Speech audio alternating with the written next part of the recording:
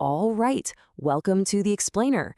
If you are planning a trip to Disney California Adventure and you want to skip those infamous lines, you are in exactly the right place. Today, we're going to break down the master plan for conquering the Lightning Lane system so you can get the absolute most out of your day. So let's just get right to it. What's the biggest hurdle standing between you and a perfect day at California Adventure? Well, it's the one thing we all dread, right? The massive, sometimes soul-crushing wait times for the best rides in the park. And I'm not exaggerating here. For the park's biggest headliners, you could be looking at an hour and a half, maybe even 2 full hours, just standing in the standby line. That is a huge chunk of your day gone. So having a solid strategy isn't just a nice idea, it's absolutely essential. Okay, let's dive right in. This is what you came for. To really win the day, you have to know which targets to hit first. These are the rides where the Lightning Lane spots just vanish the fastest. Now this right here, this is your opening move. This is your playbook. Guardians of the Galaxy Mission Breakout, Toy Story Midway Mania, and Soarin'. Think of these as your Tier 1 priorities. Why? Because their return times jump to late in the evening incredibly fast, and a ride like Toy Story often runs out of times completely. You've got to lock one of these in the second you walk through those gates. But even among those top-tier rides, there's one that operates in a league of its own. It's the undisputed king of the park, and it doesn't play by the same rules as everyone else. And that ride is, of course, Radiator Springs Racers. Seriously, this is not just another attraction. It is widely considered an Imagineering masterpiece. It is so in demand that it's the only ride at California Adventure that requires you to buy a separate individual pass just to skip the line. So, you have your targets. Now let's look at the 2 different tools you have in your arsenal for bypassing those queues. And believe me, understanding the difference is absolutely crucial. And this chart breaks it down perfectly. On the left, you've got the multi-pass. You probably remember its old name, Genie Plus.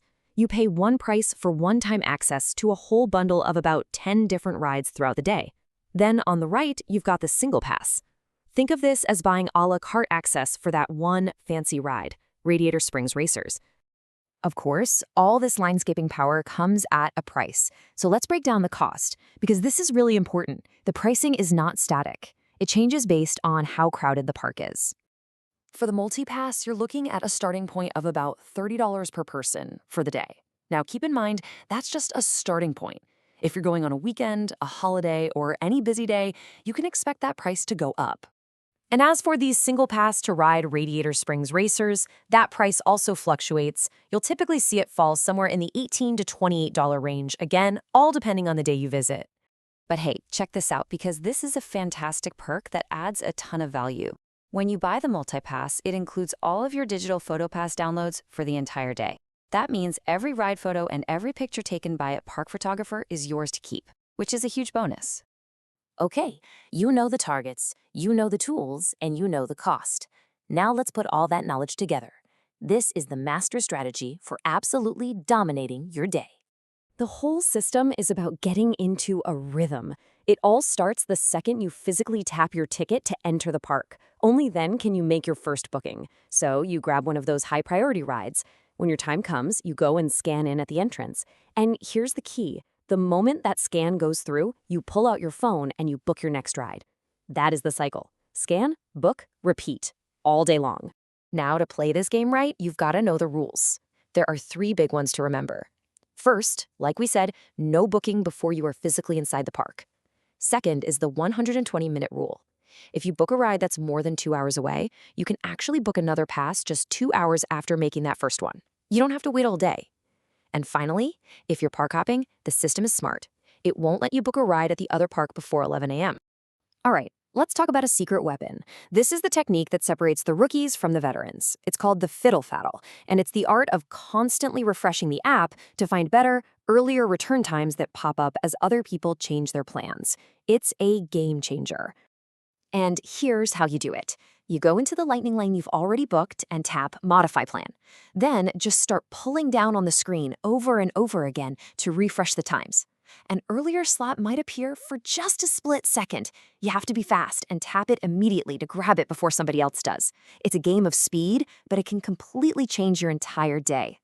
So, After all that, the strategy, the cost, the secret techniques, we land on the big question. Is playing the Lightning Lane game actually worth it for your trip? And honestly, the answer really depends on your goals. Look, if you're park hopping and trying to cram everything into one day, or if you're visiting on a super busy holiday, then yes, it's absolutely worth it. It'll save you hours. But if you have multiple days, or you plan on being there for rope drop, or you just don't mind waiting in a few long lines, you could still have an amazing day without the extra cost. So now you have the playbook. You know the priorities, you know the rules, and you know the pro-level secrets. The only question left is, when you tap into that park, what's your first move going to be?